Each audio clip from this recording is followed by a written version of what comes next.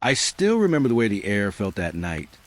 Thin, almost careful, like even the wind didn't want to make noise. The bus dropped me off far earlier than expected, somewhere between two unnamed mountain ridges where the road simply stopped pretending to be a road. The driver didn't speak when I asked how far the village was. He only looked at me through the mirror, eyes tired in a way that didn't belong to age but to memory. Then he opened the door. When I stepped out, the silence wasn't empty. It was alive. The trees leaned inward as if listening. Fog curled along the ground like slow breath. My phone had no signal, no time, no direction, just a dim glow that made everything look closer than it should have been.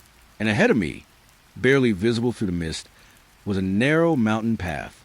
Old stone markers lined it, each one carved with symbols I didn't recognize, but somehow felt familiar. That was the first moment I noticed I wasn't alone. Not because I heard footsteps, but because the forest kept correcting itself behind me, like something was walking in my exact shape. I told myself it was exhaustion, travel, imagination, anything normal. But then the path changed when I wasn't looking. And that's when I saw it, the first sign that the mountain wasn't guiding me anywhere at all. It was deciding what I would become. I arrived at the mountain stop just after dusk. Cold air settled over the road like damp cloth, heavy and slow. The sky was already dark in the corners, though faint blue still clung to the peaks. The bus stop was nothing more than a cracked shelter of wood and rusted metal, humming softly with wind slipping through its gaps. Dust moved across the ground in thin, restless lines, like something searching. The driver was already there. He didn't look at me when I stepped forward, didn't ask where I was going, didn't even blink properly, just kept his eyes fixed somewhere past my shoulder, like I wasn't fully placed in the world yet. A paperboard hung near him, route names, times, destinations. But every time I tried to focus on a word, it felt slightly different, like the letters were shifting under tired eyes. I asked for a ticket. My voice sounded too soft against the open air. He didn't respond with a name, only a gesture, 2 fingers toward the bus door. Slow, mechanical, like repetition was the only language he trusted. Inside, the seats smelled faintly of metal and old rain. The lights above flickered in uneven pulses, turning everything into broken frames of reality. The road sign outside caught my attention as we began to move. It stood tall near the bend, pale metal with faded paint. I read it once, then again. The second time, it didn't say the same thing. Not a different language, not a blur, something worse. A familiar arrangement of letters that felt almost right, but not quite remembered. I looked away. When I looked back again, it had changed once more, like it knew I was checking. The bus climbed higher into the mountain road. Trees pressed close on both sides, their branches scraping the windows with slow patience. Each scratch sounded like it was happening just behind my ear instead of outside. That's when I noticed the shadows. At first, it seemed normal. Passengers shifting in their seats, adjusting coats, leaning toward windows. But the shadows outside didn't agree. One man leaned left. His shadow leaned right. A woman lifted her hand to her face. Her shadow dropped both arms entirely.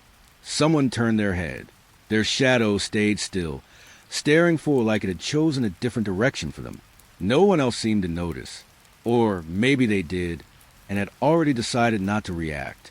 I pressed my fingers against the window. Cold glass bit into my skin, dull and steady. My reflection stared back at me. At first, it matched perfectly. Then I blinked. My reflection didn't. It blinked a moment later, like it had missed the instruction. I swallowed slowly. The bus engine deepened into a low, tired hum as we moved further into mountains. The air inside grew heavier, thicker, like it was learning how to fill space too well. Outside, the road sign appeared again after another curve. I checked it once, looked away, looked again. It had changed. Again. This time, the letters almost formed my own name. Not fully, not clearly, just the shape of it, as if the sign was trying to remember me and failing on purpose. A soft vibration moved through the seat beneath me, not mechanical, not road-related, more like something underneath the bus had shifted its position to stay with us. I didn't want to look down. So I looked at the window instead. My reflection was still there, but now it was slower, slightly delayed, like it was thinking before deciding to copy me. I raised my hand. The reflection waited, then lifted its hand after a pause that didn't belong to me. A few seats ahead, someone coughed. The sound echoed too cleanly, like it had been recorded and played back through empty space rather than lungs. The shadows outside the bus began to change again. This time, they didn't just misalign. They corrected themselves. Every shadow slowly adjusted until it matched the wrong passenger, like they had switched ownership, like identity was being reassigned quietly without permission. My breath grew uneven. The glass fogged slightly in front of me, but the reflection stayed clear. Too clear. I leaned closer, and my reflection leaned closer first. Not instantly, not exactly in sync. It arrived there before I did. The bus turned sharply around another bend. The mountain road disappeared into thicker fog, swallowing distance until nothing felt measurable anymore. Time felt softer here, less reliable, like it could be folded and reused. I tried to look away from the window, but my reflection didn't let go. It stayed with me, watching, learning, waiting for the next movement before I even knew I would make it. The road sign appeared one final time as we climbed higher into the pale mist. I didn't need to look twice this time. It already knew I was watching. And this time, it didn't change the words. It changed the feeling of them, like the meaning had stepped closer, without moving at all. Inside the bus, no one spoke. No one shifted. Even breathing felt synchronized, carefully borrowed from something larger than us. The shadows outside held steady now. Perfect, patient, wrong in a way that felt complete. My reflection finally smiled. But I didn't. Morning never felt fully real up here. The air was pale and thin, stretched over the mountains like washcloth left too long in the sun. My boots pressed into the trail with a soft crunch, leaves and gravel mixing into a sound that didn't seem to travel far enough. The forest stood still around me, but not quiet. There was a pressure in it, like everything was listening without moving. I had been walking for what should have been an hour, but the light didn't shift the way it should. Shadows stayed in place too long, refusing confirmed time. A broken pine tree marked the path ahead. Its trunk was split down the center, blackened inside like burnt bone. I remember passing it once, then again, and again after that. Each time, I told myself it was just the same tree, but the ground around it was never quite identical. Sometimes the roots were exposed, sometimes buried, sometimes what like fresh rain had passed through, even when the sky stayed dry and unmoving. I turned left. The path curved gently between stones and low brush. The wind shifted slightly, brushing against my neck like a cold breath that didn't belong to weather. And ahead, again, the broken pine tree. I stopped. The forest stopped with me. No birds, no insects, only the faint pressure of something far too patient. I walked forward anyway. My footsteps pressed into soil that felt softer now, almost forgiving. But when I looked down, the prints ahead of me were already there, facing me, perfectly shaped, waiting. I froze. The air around my mouth turned colder, heavier. Every inhale felt delayed, like the forest was deciding whether I was allowed to breathe it. The trees stood ahead again, closer this time. I didn't remember taking enough steps for that, but my body clearly disagreed with my memory. The path behind me looked unchanged. Yet when I turned to check, the distance felt wrong, as if I had not moved backward or forward, but sideways through something that only resembled space. The wind returned briefly. It carried no direction, just presence, and with it came the faint realization. My footprints were still ahead of me, still facing me, still waiting. I tried to step aside from the path, into the trees, but the forest tightened slightly, as if space itself preferred me here. So I continued forward, or what felt like forward. The broken pine tree appeared again. This time, its split looked deeper, almost like it had widened to make room for something inside it. I didn't look long, because I could feel the distance behind me folding inward, quietly, patiently, undoing what I had already done. And still, the footprints remained ahead, watching, moving only when I wasn't. The forest changed before I noticed it. Fog arrived without announcement, slipping between trees like spilled milk across dark glass. Its softened edges swallowed distance and turned sound into something fragile. Even my footsteps felt unsure now, like they were happening somewhere slightly removed from my body. Then the voice came. It wasn't loud, not even clear at first, just a suggestion inside the mist, shaped like speech trying to remember itself. It called my name, perfectly, my own voice, but smoother, almost relieved to find me. I stopped walking. The fog stopped too, as if we had agreed on silence. "Why are you still here?" it said. My throat tightened. I hadn't spoken. Not yet. The voice continued anyway, gently filling the space between trees. It repeated phrases I had not said, words I had only thought earlier, fragments of inner speech now reflected back at me like stolen breath. Every sentence arrived slightly ahead of me, like it already knew what I would become before I chose it. The forest reacted whenever it laughed. Not loudly, just a faint curl of amusement hidden in fog. And each time it did, the branches shifted slightly closer together, like they were leaning in to listen more carefully. I realized something slowly. It didn't sound like imitation. It sounded like continuation, as if I was the echo and it was the original. The fog thickened again, pressing against my skin with a damp cold that carried no wind. My reflection, if there was one here, would have been unrecognizable. Then it spoke again, softer now, more human than I felt. "I already walked this path," it said. "You're just catching up." The word settled into the air and stayed there too long. I wanted to deny it, but the silence after it spoke felt like agreement. Somewhere deeper in the fog, something moved, not approaching, not leaving, just existing at the same distance, no matter how I tried to measure it. And the voice, still gentle, still patient, whispered one last thing. "I'm glad you're finally hearing me." The path narrowed into old stonework without warning. Markers rose from the ground like forgotten teeth, half buried in moss and time. Each one carried carvings worn smooth by weather that felt older than the forest itself. At first, they were just shapes, lines, symbols that refused meaning. But the longer I walked, the more they shifted, not physically, not fully, just enough to make me doubt what I had seen before. A face appeared on one stone, eyes closed, calm, almost asleep. When I passed it again, the same face had changed expression, slightly, like it had been disturbed by my attention. I stopped touching them, but they didn't stop noticing me. At night, when light drained from the sky and left only a dull silver haze, the carvings began to reflect faint wetness, like eyes filling slowly with memory. I didn't look directly at them for long, because looking too long felt like being looked into. Once, I brushed my fingers against one marker without thinking. Warmth spread under the stone. Not heat exactly, more like a pulse that didn't belong to rock.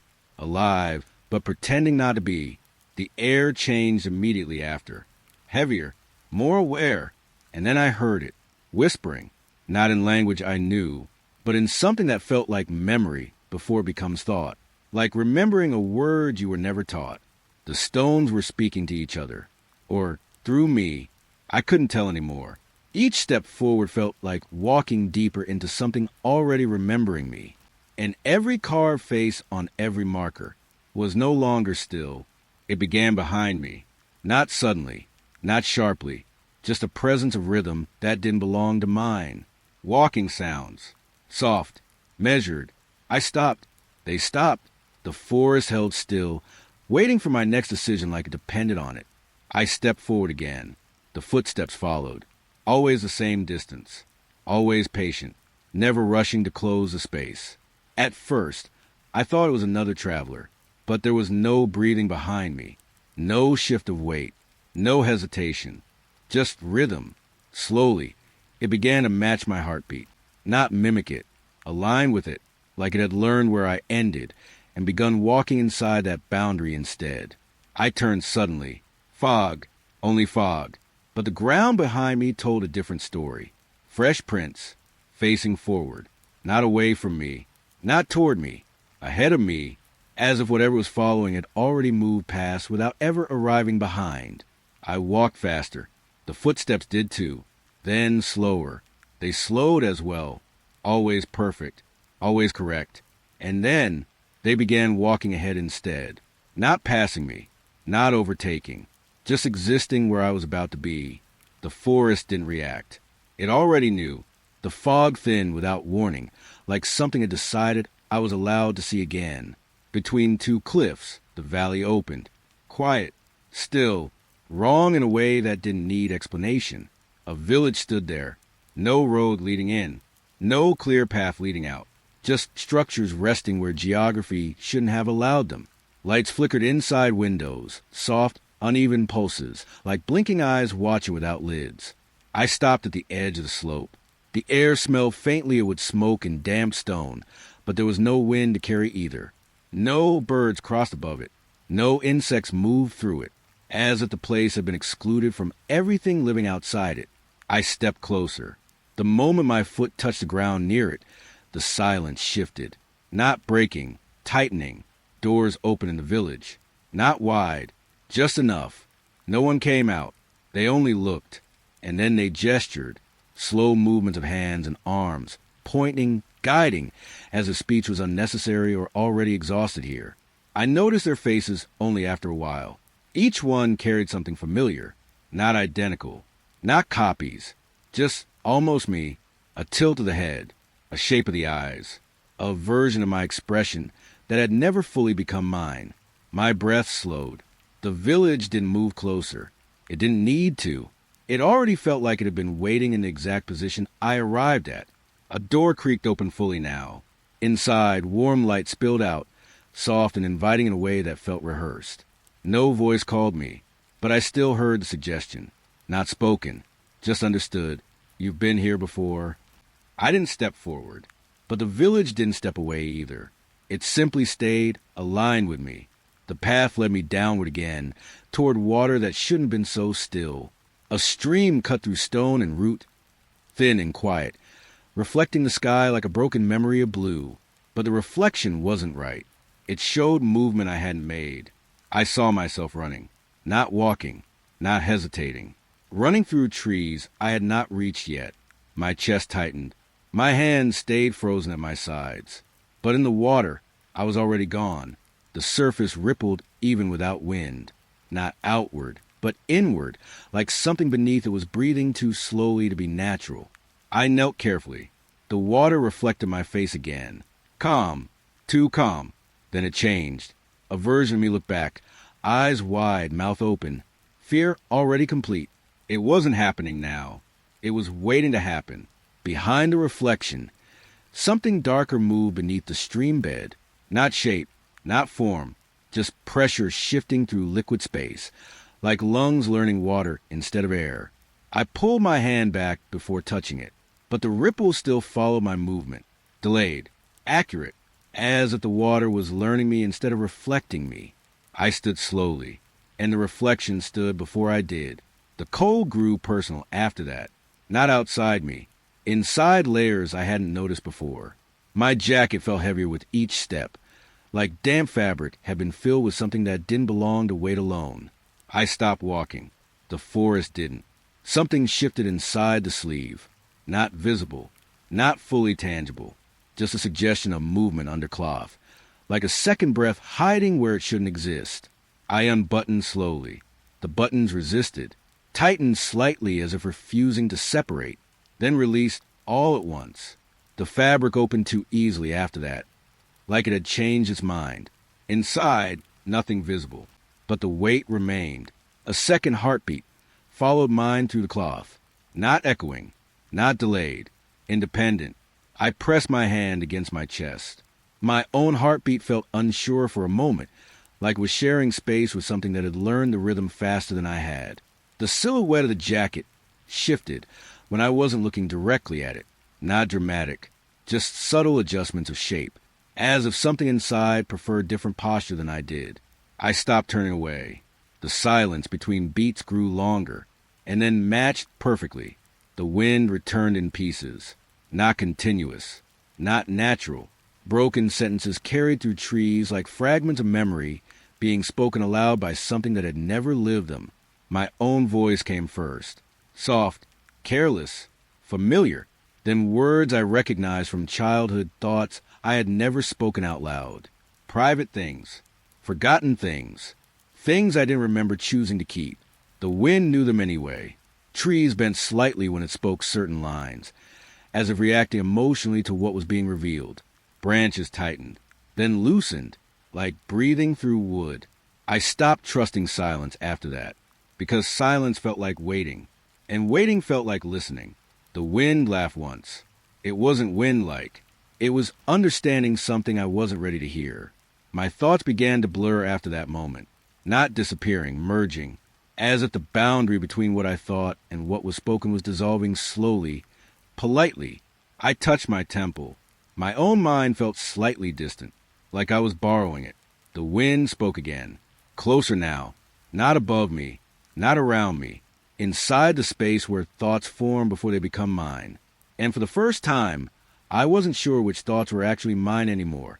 The trail split ahead, only when I looked directly at it. If I looked away, it became one path again. If I focused, it divided into possibilities like cracks forming in glass under pressure. Left, right, slight variations of forward, but none of them felt like choice. Each direction carried the same weight of inevitability. I stepped forward. The path responded before my foot landed. One version solidified. The others faded like never realized decisions dissolving into fog. I walked and saw myself ahead, just for a moment, standing still, watching me arrive. Then it disappeared without sound. No motion, no retreat, just absence where presence had already been accepted. I tried to stop, but stopping also felt chosen. Even hesitation felt arranged. The trail continued shaping itself quietly beneath me, as if I was not walking it, but being guided through its memory. Above, the sky shifted slightly with each direction I considered, like it was reacting to decisions I hadn't finished making. And for the first time, I understood something without hearing it. The path wasn't reacting to me. It was selecting what I would become next. The forest grew denser after the split paths faded. Trees stood closer now, their trunks layered in old bark that looked almost soft in places, like worn skin pressed against time. The air carried a faint sweetness of rot and sap, mixing in a way that made breathing feel slightly delayed. I noticed a face slowly. At first, it was just a pattern in the wood, lines that almost aligned into something familiar. Then the shape deepened. Eyes closed, mouth relaxed, a human face resting inside the tree, as if sleep had been pressed into bark and forgotten there. I should have walked past it, but it felt like it was waiting for recognition. I whispered without meaning to. The moment my voice reached it, the face moved, not fully awake, just enough to acknowledge being noticed. Its eyelids lifted slightly, revealing darkness that felt older than sight, and then it spoke my name. Perfectly, not as a greeting, as confirmation. I stepped back. The bark creaked softly, like something stretching after a long sleep. Recognition turned into fear too quickly to separate the two, and the forest felt closer after that moment. Not physically, emotionally, as if everything around me now knew I had been seen by it. Night arrived without transition. One moment there was fading light. The next, darkness had already decided it belonged here. A fire appeared near the clearing. No sound of ignition. No smell of smoke forming. Just flame existing as if it had always been allowed to exist here. It burned steadily. No wood beneath it. No fuel feeding it. Only light bending upward in slow, patient movement. I approached carefully. The ground around it was warm, but not comforting. More like something breathing beneath soil had exhaled too long in one place. Shadows gathered at the edges of the firelight, not moving closer, just noticing. The flicker changed slightly, and with it, voices emerged from the crackling wood. Not clear speech, not fully formed sentences. Fragments of conversation happening somewhere inside the flame itself, like memory trapped in burning form. I couldn't understand everything, but I understood enough to feel watched. Each time the fire bent or shifted, the surrounding darkness leaned in slightly, as if reacting emotionally to what was being said. I stepped back. The fire did not follow, but the shadows did. Quietly, patiently, like they were waiting for permission the fire never needed. The next morning felt wrong before it began. Light arrived too evenly. No variation. No warmth shifting through it. Just pale brightness stretched across the ground like something carefully placed rather than naturally formed. I saw him near the path, standing still, waiting. He looked like he had already been walking long before I arrived. Dust on boots matched mine. Posture matched mine. Even the way he tilted his head felt uncomfortably familiar. He turned before I spoke, and smiled slightly. "I was wondering when you'd catch up," he said. His voice sounded like mine after too much distance. Flattened, calmer, certain. I didn't respond. He stepped forward instead. Each movement felt predecided, like he already knew where the ground would exist beneath him. "I know the next turn," he added softly. "You don't need to choose it." That sentence sat too easily in the air, like it had been spoken before and simply repeated here for confirmation. He looked at me more closely then, not judging, measuring, as if trying to decide which version of me was more accurate. And for the first time, I wasn't sure which of us had arrived first. The terrain rose without warning into steep, uneven rock. The mountain wasn't silent anymore. It moved, not visibly at first. Just a subtle rise and fall across the landscape, like something enormous beneath it was breathing through stone instead of air. Each inhale lifted the ground slightly. Each exhale settled it back into place. Birds avoided certain zones entirely, circling around invisible pressure fields in the sky. Even wind refused to travel in straight lines here. I placed my hand against a rock. It was warm, not sun-warmed, not heat-trapped. Warm like skin that had been alive too long, without admitting it. A slow vibration moved through the ground beneath me, not earthquake-like, rhythmic, controlled, as if the mountain had a pulse it never intended to reveal. I pulled my hand away quickly. The warmth lingered on my skin longer than contact allowed. Above, clouds shifted in slow synchronization with the ground's movement. Inhale, exhale. The entire world felt like it was remembering how to breathe through something larger than itself. And I realized I was standing inside it. The hut appeared at the ridge line, without approach. One moment there was open stone and wind. The next wood, walls, and a doorway already slightly open, as if expecting arrival rather than allowing it. Warm light spilled from inside. Not bright, not inviting, just present. I stepped closer slowly. The air around it felt calmer, but not safer. More like tension had been arranged neatly and placed out of sight. Inside, a small table waited. A cup of tea sat steaming gently, untouched. Fresh. Impossible. No tracks surrounded the hut. No signs of arrival. No indication of departure. As if it had never been entered or left. Only maintained. A voice came from inside. Not loud. Not sharp. Just certain. "You're late." I stopped at the doorway. The warmth inside didn't reach me. It stopped exactly at the threshold, as if respecting an invisible rule. No one was visible, but the statement felt directed, specific, like it had been waiting for a response I had already failed to give. The hut remained still, patient, and somehow already familiar, like it had been remembering me longer than I had been searching for it. The fog returned before I noticed the sky had changed. It didn't arrive like weather. It arrived like attention. One moment the ridge was open, pale stone under a dull morning light. The next, everything softened, edges dissolving, distance folding inward, as if the world had decided it no longer needed to be clearly seen. The silence thickened first. Even my footsteps felt delayed, like they were happening slightly after I placed them. The ground under my boots turned damp without rain, absorbing sound instead of reflecting it. And then I felt it, not movement, not presence, observation. The fog wasn't empty. It carried eyes. I stopped walking. The force around me did not stop immediately. It continued a few seconds longer, as if unaware that I had already changed the rules of movement. Then even that settled, branches still, air suspended, time hesitating mid-step. Inside the mist, something blinked, not in front of me, not behind me, everywhere at once, at different depths of distance that didn't stay consistent. I tried to focus on a single point, The fog refused the idea. Shapes formed and unformed too quickly. Suggestions of outlines, impressions of lids closing and opening, like the mist itself was learning how to watch without needing a body. A soft pressure formed behind my eyes. Not pain, not vision. Something closer to being looked through instead of looking. I turned slowly, expecting space to shift with me. It did. Wherever I faced, the fog rearranged itself to maintain that feeling of being observed from just outside my certainty.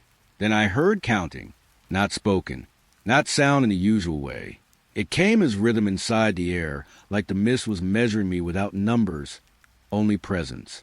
1, not aloud, not inside my mind, somewhere between both. 2, the space around me tightened slightly, like distance had become aware of measurement. 3, my breath slowed without permission. I stepped backward once. The counting did not restart. It continued as if my movement had already been included in it. 4, I realized then it wasn't counting the environment. It was counting me, not my steps, not my actions, my existence within it. The fog thickened near the ground, rising in uneven waves that brushed against my legs like cold, searching hands. Each touch left no wetness, only awareness, like something trying to understand the shape of a body without touching it directly. I whispered something without meaning to. The fog responded instantly. Not echo, not repetition. Recognition. It repeated the tone of my voice exactly, but wrong in a subtle way, like it had learned pronunciation, but not intention. I stopped speaking after that, but it continued anyway. It spoke with my voice through the mist, forming fragments of sentences I hadn't chosen. Words that sounded like thoughts before I had decided to think them. The trees around me began to react. Not violently, not quickly. Slow shifts. Branches angling slightly inward, as if leaning to hear better. Bark tightening and faint, almost imperceptible pulses. The forest was no longer background. It had become part of the listening. I pressed my hand against my chest. My heartbeat felt shared, not duplicated, not echoed, observed, like something in the fog was learning its rhythm and adjusting its attention accordingly. A shape appeared ahead, not fully formed, not stable enough to name, just density within the mist where something was choosing to exist more strongly than the rest. It moved closer without moving. Distance failed to describe it properly. Every time I tried to measure how far it was, the fog corrected the assumption by shifting everything around it instead of itself. The counting stopped. Silence returned immediately afterward, heavier than before. Then the voice came. It used mine again, but this time it sounded more complete than I did. "You're still here," it said softly. Not question, not surprise. Confirmation. The fog parted slightly between us, just enough to suggest a boundary that could exist if I chose to believe in separation. Behind it, nothing clear. Only the suggestion of eyes embedded in movement itself, not attached to faces, not fixed in bodies, just present wherever attention existed. I stepped sideways. The fog adjusted again, always keeping the same relationship to me, never allowing escape, never confirming pursuit, just observation maintained at perfect distance. Then I realized something that made my breath hesitate. It wasn't surrounding me. It was including me, as if I had always been part of what was watching and only now had been made aware of it. The mist thickened gently, almost like reassurance. My voice, carried through it one more time, whispered something I never spoke, but somehow recognized anyway. "You're not being followed." A pause. "You're being recorded." And then the fog blinked again. I found a map at the edge of a stone ledge where the wind stopped behaving normally. It was pinned beneath a flat rock, as if it had been waiting for pressure instead of discovery. The paper looked old, but not decayed, more like it had been repeatedly redrawn over time until fibers learned patience. When I lifted it, the air around it felt colder, not temperature-wise, directionally, like space had lost confidence in itself. The map was simple at first glance. Paths, lines, marks for elevation, familiar mountain shapes that should have matched what I had been walking through. But they didn't stay still. The ink moved slightly when I wasn't focusing on it. Tiny shifts, like something beneath the surface was breathing through the drawing. I traced the path with my finger. It felt normal for a second. Then the line adjusted under my touch. Not resisting, responding, as if the map had decided my intention mattered more than my observation. I looked up. The terrain around me didn't match the paper anymore. Or maybe the paper had already stopped matching the terrain. A path I recognized on the map split into two identical branches. But when I looked at the ground, there was only one. When I looked back down, there were two again. I swallowed slowly. The wind passed over the page, and the ink shifted in response. Not random, not chaotic, intentional. The lines redrew themselves overnight. I realized without needing proof. This wasn't a map that recorded the land. It was a map that corrected it. I followed one of the marked paths anyway. The ink trembled slightly as I chose, like it had anticipated my decision, but still allowed me the illusion of arriving at it. As I walked, I checked the map again. The route I was on was already updating itself behind me. New lines formed where I had just stepped. Old ones faded like they had never been valid. The ink wasn't static. It was alive in motion. Small shapes moved inside it too small to be animals, too structured to be random ink pooling. They followed the paths as I did, mirroring my progress in reverse. I stopped. The map stopped. Not just visually. The movement inside it paused at the same moment my breath did, as if both were tied to the same unseen instruction. I turned the paper slightly. The entire map reoriented itself instantly, adjusting its north without asking permission from anything external. It wasn't just changing representation. It was deciding orientation. Behind me, the mountain felt different than it had moments before. Not change, reinterpreted. I realized something then, slowly, uncomfortably. Every path on the map led to the same destination point. No matter where I started, no matter what direction I chose, the ink always converged. And when I looked closely at that destination mark, it wasn't a place. It was a small looping symbol, drawn over itself so many times it looked like it was erasing its own beginning. A faint pressure built in the air around me as I studied it, like the map was aware of being understood. I folded it once. The creases formed too cleanly, too precisely, as if the paper had already learned where it would bend. When I unfolded it again, the lines had shifted slightly. The destination was closer now, not physically, structurally, like the map had shortened the distance by removing the idea of travel itself. I tried to tear a corner. The paper resisted softly, not forcefully, just enough to make the attempt feel inappropriate. And when I stopped pulling, the torn edge sealed itself back into place. No seam, no damage, as if the map refused fragmentation. The wind passed again, and the ink moved with it, forming new faint shapes that looked almost like text, not readable, not stable, but familiar enough to feel like it was trying to become language that already knew me. I dropped the map for a moment. It didn't fall. It settled, as if gravity had agreed to cooperate with it differently than everything else. When I picked it up again, a new line had appeared, leading directly beneath my feet. I hadn't drawn it. I hadn't chosen it, but it had already decided I was standing on it. And for the first time, I wasn't sure if I was following a path, or if the path had already finished drawing me. The air changed before I heard it. Not colder, not warmer, just attentive, like the space around me had turned its focus inward, waiting for something to speak through it. I was still holding the map when the first sound arrived, not from the trees, not from the wind, from somewhere slightly behind my thoughts. It said my name, carefully, not like someone calling out, like someone testing how it feels to hold it in their mouth. I froze. Even the forest seemed to hesitate with me. Then it said it again, smoother this time, less uncertain, as if it had already corrected itself after the first attempt. I looked around slowly. There was no movement in the trees, no shifting shadows, no visible source of sound. But the voice didn't need direction. It simply existed where attention was weakest. "You're walking too slowly," it said softly. I didn't respond. My throat felt tight, like silence was the only thing still fully under my control. A pause followed. Then the voice changed slightly. Not in pitch, in familiarity. It started sounding closer. Not physically, but personally, like it was adjusting itself to reduce the distance between us in ways space couldn't explain. "I know where you're going," it added. That sentence didn't feel like information. It felt like memory being placed inside me that I hadn't agreed to store. The map in my hands shifted faintly again.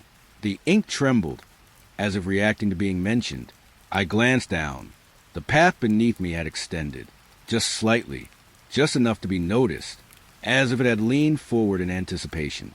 The voice spoke again, and this time, it didn't feel like it was coming from outside. It came from the same direction as my breath, from the space just before I decided to think. "You already heard me," it said. I shook my head once, instinctively, but the motion felt delayed, like my body was responding to instructions that had already been processed elsewhere. The forest remained still, too still. Even the fog from earlier felt distant now, as if it had been reassigned to another part of the landscape. The voice continued speaking, slower now, more confident. It began repeating things I thought earlier, not spoken, not written, just thoughts that had existed briefly, and then disappeared into silence, except now they were returning, reconstructed perfectly. "I don't think this is the right way," it echoed gently. That was mine. I remembered thinking it hours ago, maybe days, but hearing it now made it feel less like a thought and more like a decision that had already been recorded somewhere else. The map tightened slightly in my grip, not physically, perceptually, like it was becoming more aware of being held. The voice shifted again, closer still. "You're afraid of choosing," it said. I stopped walking. The path did not. It continued forward for a moment without me, then adjusted, subtly correcting its expectation of my movement. The voice seemed pleased by that. A faint pause followed, like it was listening to my silence more carefully than my presence. Then it spoke in a softer tone, almost gentle. "I learned your name first," it said. That didn't make sense, but it felt true anyway, like truth wasn't something discovered anymore. It was something inserted at the correct moment. A small sound came from the trees. Not wind, not branches, more like agreement. The voice noticed it too. It paused, as if acknowledging feedback from something larger than itself. Then it continued. "I learned how you say it," it added. My fingers tightened around the map. The ink inside it shifted again, forming faint repeating lines that looked almost like phonetic structure, as if the map itself was being taught pronunciation. I stepped backward slowly. The ground responded with slight hesitation, like it wasn't sure if retreat was a valid action anymore. The voice didn't follow immediately. It waited, as if allowing me the illusion of distance. Then it spoke again, and this time it was directly behind me, not physically, positionally, like it had decided that behind was the most appropriate place to exist. "You're still listening," it said quietly. I turned slowly.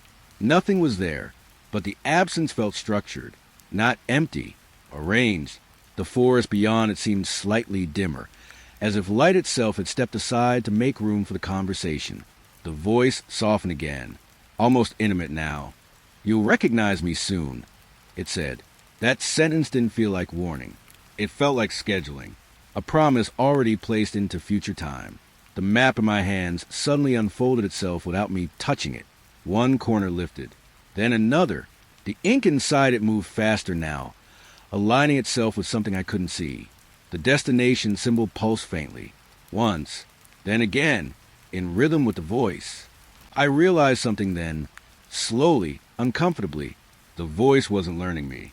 It was assembling me, word by word, memory by memory, thought by thought, and each time it spoke my name, it sounded less like imitation and more like ownership being confirmed. The cliff appeared after a long stretch of silence in the land. Not silence in sound, silence in change. Everything had felt paused for too long. Trees holding their positions too carefully, wind moving only where it was absolutely necessary, light refusing to shift even when the sky suggested it should. Then the ground ended, suddenly, cleanly, as if the world had been cut with a deliberate hand. I stopped before reaching the edge. The air changed immediately, thinner, sharper, like it had forgotten how to support weight near the drop. Far below, The valley wasn't visible in full. Only layers of mist folded into each other, moving in slow repetition, like something breathing without lungs. But it wasn't the height that made me hesitate. It was the sound, or what the sound became when it reached me. An echo drifted upward from the cliffside. At first, it seemed normal, wind carrying fragments of my own movement back toward me. Then I realized it wasn't delayed sound. It was unfinished speech, words I had not spoken yet. I leaned slightly forward, careful not to cross the edge. The echo responded immediately. My last step, my breath stopped halfway. I hadn't said anything. I hadn't even moved. But the cliff had already returned something that sounded like the ending of a sentence I had not begun. The air near the edge trembled faintly, like it was holding multiple versions of itself at once. I stepped sideways. The echo followed differently, not repeating, predicting. It shifted tone, continuing another possibility instead. It wasn't mine. My fingers tightened instinctively. The ground under my feet felt less stable now, not physically but conceptually, like it was unsure whether I should already be somewhere else. I looked down again. The mist below thickened in slow spirals. Within it, faint shapes appeared briefly, suggestions of movement, like moments being played before they fully existed. Then the echo changed again. This time, it carried something heavier. Not words, breath, followed by silence shaped like impact, a falling that hadn't happened yet, but had already been remembered. I stepped back from the edge quickly. The echo didn't stop. It adjusted. You hesitated. That sentence felt too precise, too personal for something that should have been random. I turned away from the cliff, but the sound did not stay behind me. It came with me, not following, extending, as if the cliff was not a place I stood near, but a condition I had entered. The wind picked up slightly, and with it more echoes arrived. Not one voice, multiple, all layered over each other in different stages of completion. Some were moments ahead of me. Some were moments I hadn't yet considered. One sounded like running, one like stopping, one like silence that lasted too long to be natural. I covered my ears instinctively, but the sound was not entering from outside anymore. It was forming inside timing itself. The cliff had begun repeating possibilities instead of events. I looked back once. The edge remained still, but the mist below had shifted. Now it reflected shapes that resembled decisions rather than geography, paths that could exist if I chose differently, endings that were already structured but not yet selected. Then one echo rose higher than the rest. Clear, close, certain. It used my voice. Calm, unbroken. This is where happens. I stepped away immediately, but the moment I did, the echo corrected itself. Not louder, not faster, just more accurate. This is where it will happen. The difference should have been comforting. It wasn't, because it meant the cliff didn't just remember what I said. It was updating what I would say. The air near the edge pulsed again. This time, I heard something like laughter beneath the echoes. Not amused, patient, like something was waiting for all possible versions of me to finish speaking, so it could choose which one was real. I moved further back into the path. The echoes stretched with me, thinning but not disappearing. They became quieter versions of futures I hadn't reached yet. Soft statements, half-formed endings, breaths that hadn't been taken. And every time I thought I was leaving the cliff behind, the echoes quietly proved I was still within its range. Not geographically, temporally, as if the cliff did not exist in space at all, but in outcomes. I didn't see it return at first. I only felt the shift. The air behind me grew slightly warmer, as if something had stepped close enough to share my temperature, but not my space. The forest in front stayed unchanged, trees leaning in their quiet positions, fog thinning and thickening in slow pulses. But something had rearranged itself in silence. I kept walking forward. That was the mistake, because forward didn't matter here. Only awareness did. When I finally turned my head slightly, I saw lights between the trees. Soft, flickering, familiar in a way that didn't belong to memory, but to repetition. The village was there again, not ahead of me, behind me, perfectly aligned with my direction of travel, as if it had always been waiting for me to notice it from the wrong angle. I stopped. The forest did not react. The village did. Windows blinked. Not open or closed, blinked, like eyes adjusting focus after being ignored for too long. I turned fully this time. It stayed behind me. No matter how I shifted position, it remained exactly where I had just been, never allowing itself to become something I could face directly for too long. The road into it didn't exist until I wasn't looking for it. Then it appeared, a thin path of worn stone leading directly into warm, artificial stillness. The residents stood in place as before, but now I noticed something different. They weren't watching me arrive. They were watching me remain, as if my presence here was not new, but ongoing. A woman near the edge of the village tilted her head slightly. The gesture felt almost like mine, almost like recognition of something shared. No one spoke. They never did directly.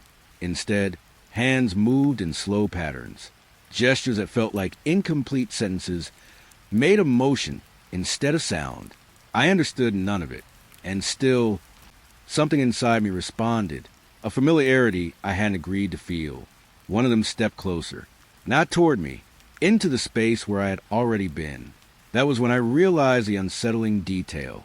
Every face in the village carried fragments of me, not copies, not reflections, pieces, a tilt of the mouth I had made once without noticing, the way my eyes narrowed when thinking, the angle of hesitation before speaking, distributed across strangers like memories scattered on purpose. The village wasn't imitating me. It was assembling me outward. Behind me, I felt it again, the quiet certainty of reappearance. I didn't need to turn this time. I already knew. The village was behind me again, exactly where I just stood, and in front of me, and somewhere I hadn't looked yet. It was no longer a place. It was positioning. A soft pressure formed in my chest. Not fear exactly, more like recognition failing to decide where it belonged. A door opened somewhere without sound. Warm light spilled out again, unchanged, patient, prepared. The same voice from earlier threads of memory arrived without movement, not spoken aloud, just placed into understanding. "You keep returning," it said gently. I didn't answer, because I hadn't left. Not really. The village shifted slightly behind me again, settling into its new position like it had corrected an error in my perception. The residents didn't move closer. They didn't need to. They were already arranged around every version of where I might stand next. And for the first time, I understood the pattern. The village wasn't following me. It was ensuring it was always already behind me, so I would never be able to face where it truly existed. Night didn't arrive. It rotated. One moment the sky was still holding the last trace of dusk, pale and stretched thin between the mountains. The next, darkness had already completed its turn, settling into place like it had always been facing this direction. The trail beneath my feet felt unchanged, but something in it had inverted, not physically, structurally. I took a step forward. The ground accepted it, but the sensation was wrong, like I was moving away from something I had intended to approach. I stopped. The forest did not stop with me this time. It continued, slowly adjusting, as if my pause was no longer part of its instruction. Then I realized it. The path had turned around. Not twisted, not forked, reoriented. Forward now felt like retreat, and retreat felt like surrendering to a direction I hadn't chosen. I turned my head slightly, expecting the landscape behind me to confirm something familiar. It didn't. The trees were arranged correctly, but their meaning had shifted. Branches leaned in ways that suggested invitation instead of resistance. Shadows pointed where they shouldn't. Even the wind felt reversed, brushing against my face as if I were walking toward where I had already been. A faint pressure built in my chest. Not fear yet. Disorientation deeper than fear. I tried to retrace my steps, but each step backward felt like it was pushing me further forward into the unknown version of the path. The stars above shifted subtly when I changed direction, not rotating, responding, as if they were tied to movement rather than time. I stopped again. The forest stopped slightly after me this time, like it had to confirm whether my hesitation was valid before acknowledging it. Then the sound came, soft footsteps. Behind me, I didn't turn immediately. because I already knew what I would see. But the steps weren't chasing. They were adjusting, matching my rhythm, then correcting it, then leading it. I turned slowly anyway. Fog, only fog, but the ground told a different truth. Fresh impressions in the soil faced away from me, not following me anymore, going ahead of me, as if whatever had been behind me had decided it no longer needed to follow. It now needed to arrive first. I stepped forward again, cautiously. The path responded like it recognized a mistake in my hesitation. Everything aligned too quickly afterward, too cleanly. Trees leaned in subtle synchronization. Shadows settled into corrected positions. Even the air seemed satisfied with the adjustment, but nothing felt resolved, only reorganized. A low hum passed through the ground, like the earth exhaling after changing its mind. The direction of night itself felt uncertain now. I looked up again. The stars had shifted once more, this time forming a pattern that felt less like sky and more like instruction. I walked forward again, and this time it felt like walking into something that had already decided how I would turn around next. Morning came without warmth. The light was thin again, pale, washed out, like it had been used too many times before reaching me. The forest floor was damp but not wet, carrying that strange in-between feeling where nothing fully confirms its own condition. I noticed a shadow first, not because it changed quickly, because it didn't respond at all. It lay beside me like usual at first, stretching the correct direction, following my stance, behaving like a normal echo of my body. Then I stepped forward. My body moved. My shadow did not. It stayed behind for half a second longer than it should have. Then it moved, but not with me. It moved differently, smoother, confident, almost independent. I stopped walking immediately. The forest didn't care. My shadow kept going for one more step anyway. That was the moment I understood it wasn't delayed. It was separate. A thin line of darkness stretched along the ground beside me, slightly distorted, like it had learned how to stand without needing instruction from my movement. I turned slowly. The shadow didn't mirror me properly.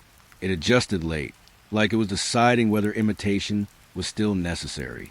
Then it stopped copying altogether. It stood still while I moved my hand. It remained still when I turned my head, and for the first time, it felt like I was the one following it. A cold pressure moved up my spine, not fear in the usual sense, something more personal, like being replaced without disappearance. I stepped backward.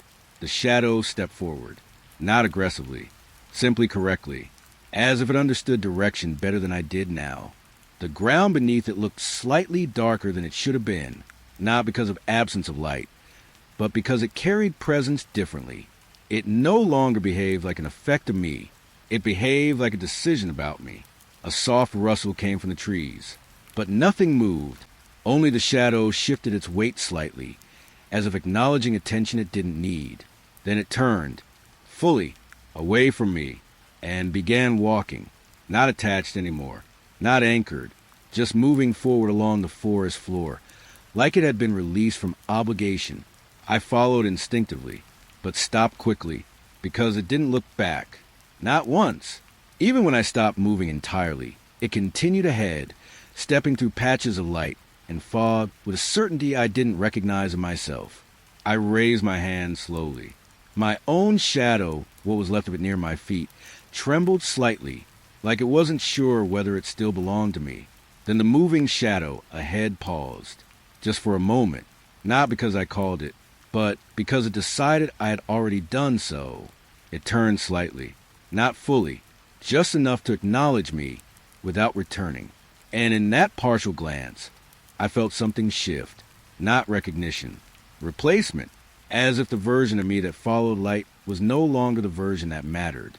The shadow ahead continued walking, and for the first time, I wasn't sure whether I was casting it, or being left behind by it.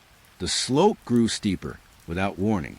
Stone replaced soil, and stone felt attentive, not stable in the way mountains should be, but aware in a quiet, patient sense. The surface under my boots carried faint warmth, like something deep beneath it still remembered touch. I placed my hand against a rock to steady myself. It wasn't cold. It wasn't even neutral. It felt stored, A memory held inside matter. The moment my palm made contact, something surfaced, not visually, but internally, a sensation of standing in this exact place before. Not me specifically, but someone like me, a traveler, walking the same incline, breathing the same thin air, hesitating at the same bend in the path. I pulled my hand away quickly. The impression stayed. The mountain didn't let go of it. I moved forward slowly, and each step felt slightly heavier than the last. Not fatigue, recognition building underfoot. The rocks around me began to feel layered, not physically stacked, but temporally, as if every surface held multiple versions of itself, pressed together over time. I touched another stone. This time, the memory came clearer. A different traveler, different clothing, different pace, but the same hesitation before continuing forward. Then another impression rose beneath it, and another, not overlapping randomly, aligning, like the mountain was organizing every passage through it into something structured, a catalog of movement, a record of footsteps that never fully disappeared. I stepped back instinctively. The stone beneath my heel responded with a faint pulse of warmth, like it didn't want to lose contact. I froze. The mountain did not move, but it felt like it was remembering me standing still. Not just this moment. All moments where stillness had ever occurred here. A low hum passed through the rock under my feet.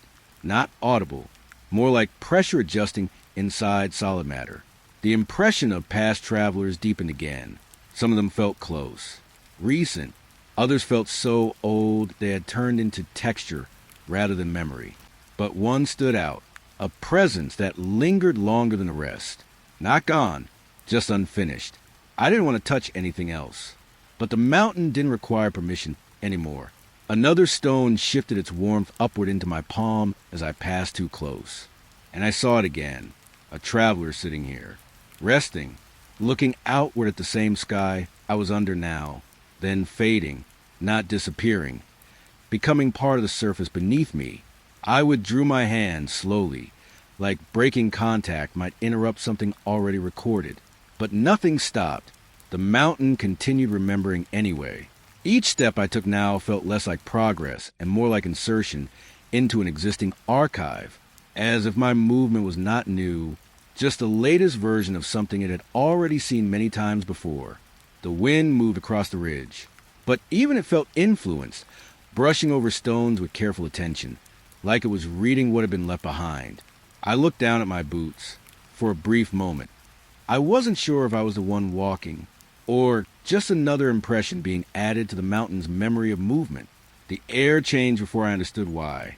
Not colder, not heavier, just shared, as if the space around me had quietly decided it no longer belonged to a single presence. The forest remained still, but its stillness felt distributed now, like silence was no longer private. I stopped walking without meaning to. Even that pause felt observed. Not judged, acknowledged. A faint pressure settled behind my thoughts. Not intrusion exactly, more like proximity. Something close enough to notice without needing to reveal itself. The trees didn't move, but the gaps between them felt different, less empty, more occupied. I turned slowly. Nothing visible changed, and yet I wasn't convinced I was alone in the view anymore. Silence had become layered. My breath was no longer the only rhythm in it. There was something beneath it, subtle, patient, matching the timing of my pauses just slightly too well. I inhaled. The air seemed to respond, not echoing but aligning, like it already knew when I would exhale. A low rustle passed through the undergrowth. No movement followed it, only the sensation that something had shifted its attention toward me. I whispered something without intention. The words dissolved immediately into the air, but the silence after them felt interpreted, understood in a way I hadn't agreed to. A realization formed slowly, uncomfortably. The quiet wasn't empty anymore. It was shared. Every pause I made felt accompanied by another version of that pause, slightly offset, slightly delayed, as if something was learning how I occupied stillness. I began walking again. The ground responded too smoothly.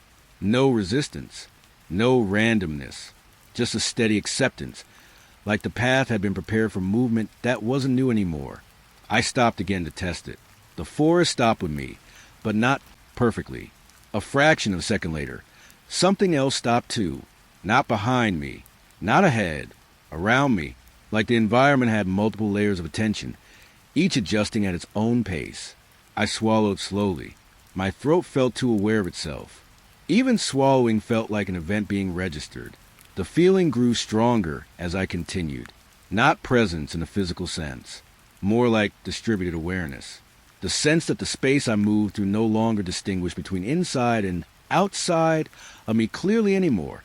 A branch above shifted slightly. No wind, no 'cause I could see, but it felt responsive, like it had adjusted itself after noticing a change in my posture. I stopped looking directly at anything for too long. That didn't help, because attention itself felt like contact now. I realized I was no longer experiencing solitude in a simple way.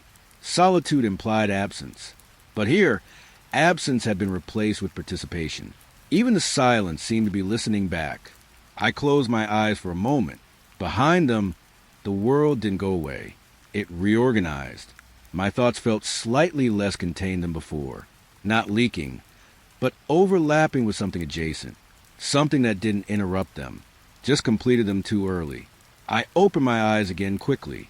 The forest hadn't changed, but the feeling had deepened, not watched, accompanied, as if whatever existed here had finally stopped pretending it was separate from me.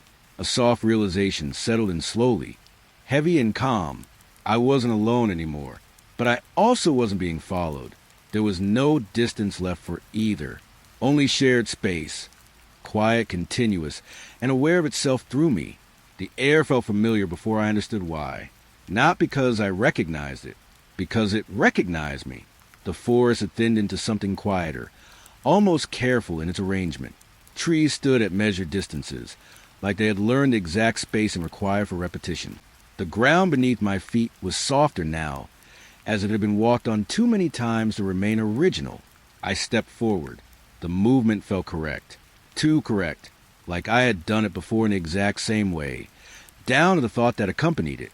The path curved gently ahead, and for a moment, it looked ordinary again. A trail continuing through mountains, fog resting low between stones, silence stretched evenly across distance. But then I noticed the shape of it. The curve wasn't leading away. It was returning. I stopped walking. The world didn't stop with me immediately. It hesitated, like it was checking whether I had permission to interrupt the cycle. Then everything settled into stillness again. Patient, unchanged on the surface, but aware underneath. A small pressure formed in my chest. Not fear, not relief. Recognition completing itself. I turned slowly. Behind me, the path did not look like an ending. It looked like an arrival. The exact point where everything had started. The same alignment of stone. The same bend in the ground. The same silence shaped into waiting. And then I saw it. Myself. Not as a reflection. Not as a shadow. As presence. Standing where I had once stepped into this journey. For the first time. Arriving again. Fresh. Unaware. Moving forward with the same uncertainty I now carried like memory. I watched myself take that first step. Carefully.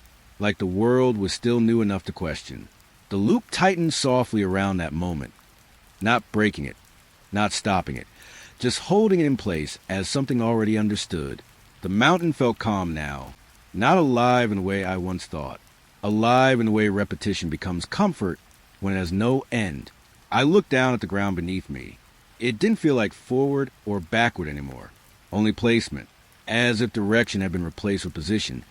And position was the only thing that mattered now. A faint wind moved through the path. It didn't push. It guided, like it already knew where I would stand next. I took a step backward. The path responded instantly, not by changing, but by confirming. The same view remained. The same arrival point stayed in place. Even my hesitation felt accounted for, already included in the structure of what was happening. I realized something then, quietly, without resistance. There was no exit that came after this point, because this point was an end. It was a return condition. Every decision, every path, every moment of movement had already folded back into itself long before I noticed. The forest didn't trap me. It simply completed me. The version of me standing at the beginning shifted slightly in the distance. Another loop beginning without awareness. Another path forming from the same step. And I understood, not with panic, but with stillness that had nowhere left to go. The journey wasn't continuing anymore. It was replaying. Softly, patiently, endlessly familiar.